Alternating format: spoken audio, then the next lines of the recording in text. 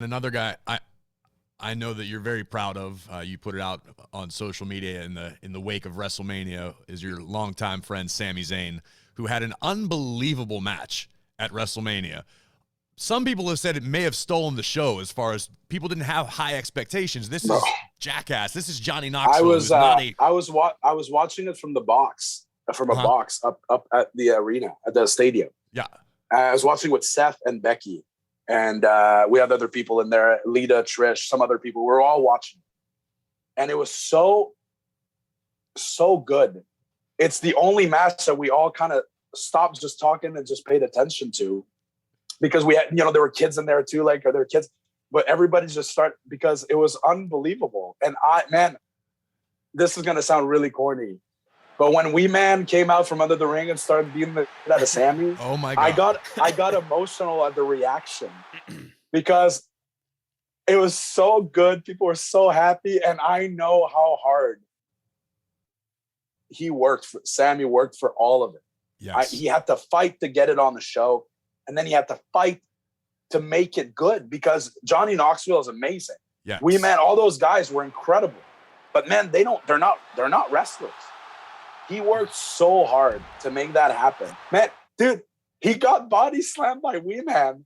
That was what I wanted to get to. How did that happen? While you were watching from the box, Yeah. the announcers had a little corral area right below the hard camera.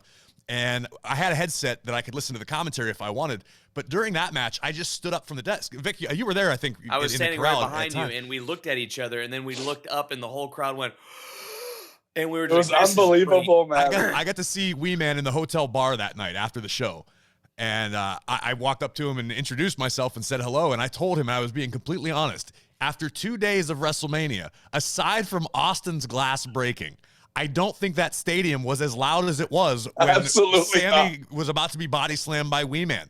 That entire stadium was shaking. It was so much fun. That whole, like, I texted the producer. I texted Sammy himself about that, about how much fun that match was. And I got to meet Johnny Knoxville briefly the day of the show, and he couldn't have been cooler, man. He was down. He's one of these guys that's here because he wants to be and loves it and has a lot of fun. What's your perspective now?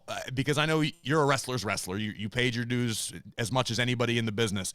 And there's always sort of been that stigma of the outsiders coming in, the entertainers, or this music star.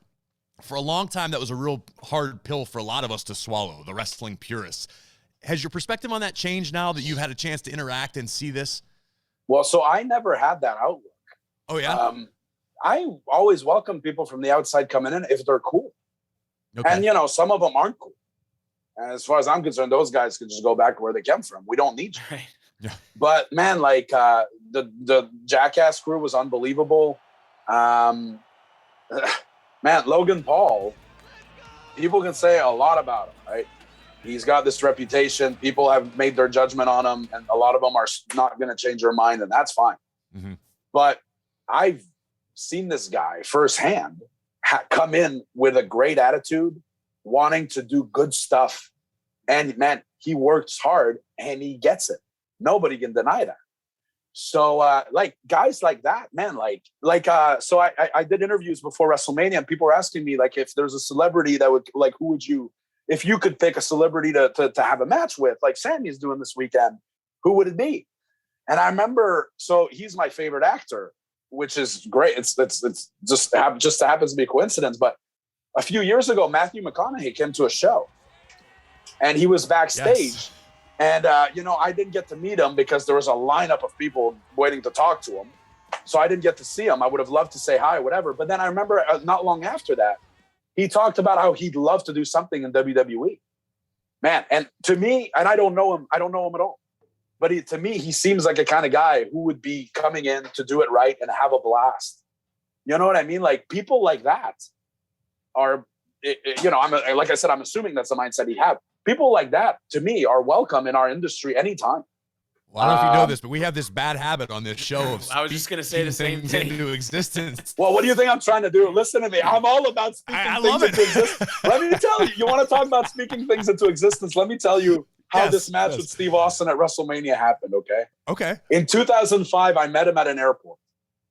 My favorite wrestler of all time. See him at an airport randomly. I'm like, we got to go talk to him. And I told this story a little while ago. I was traveling with Sammy at the time. And I go, Steve's over in the corner by himself. And I'm like, dude, come on. I don't want to alert him. I'm like, come on. We got to go talk to Steve Austin. And he's like, what? Like, let's go talk to Steve Austin. So he follows me. He hadn't heard me. He goes, who are we fighting? He thought I was telling, let's go fight some people. And he was just coming. He's like, okay. Anyway, so we see Steve. Yeah. He didn't know who we were fighting, but he thought we were going to throw down at the airport in 2005. He thought that would be a good decision. Anyway, so we talked to Steve. I asked him for advice. He gave me that advice. Never stop running your mouth. I took it to heart immediately. Several years go by. By that point, 2013, I'm the top indie guy, as humbly as I can say that. And I'm like, man, but I want to I want more. And I'm listening to Steve Austin's podcast every week. And at the end of every week, he says an email that people can send questions in. And I'm like, you know what? I wonder if he remembers that meeting in 2005. Probably not. But maybe I remind him of it, and maybe he'll invite me on the podcast. So I emailed him. What's the worst that could happen? Told him the story, thanked him. Sure enough, 3 days later, I'm doing a podcast with him. That was a huge deal at the time. When he announced Kevin Steen's going to be on my podcast, people came out of the woodwork telling me, like, this is unbelievable. Mm-hmm. Right. And then at the end of that podcast, he goes, I think WWE should take a look at this kid. I got my tryout 3 months later, which was things were already in motion, but I'm sure him saying that certainly didn't hurt, making it happen officially. Then I got signed. And then years went by, and I'm like, well, everybody's doing power bombs. I need a new finishing move. What's the best finishing move of all time? It's the Stone Cold Stunner, in my opinion. Let me go ask Stone Cold if I can do it, because it'd be a great finisher to have. And also, you know what? Maybe there's a chance he comes back to do something. And if he does, wouldn't it make sense it's with the guy who's doing the stunner? I went and asked him. Taking 6 He said steps yes, ahead, man. bro. And it really all worked out. So, yeah, if we're speaking things into existence, WrestleMania 39, come at me, McConaughey. I'm going to fuck you up. All right. Like what you hear? Catch full episodes of After the Bell on Spotify. Follow us now and never miss an episode.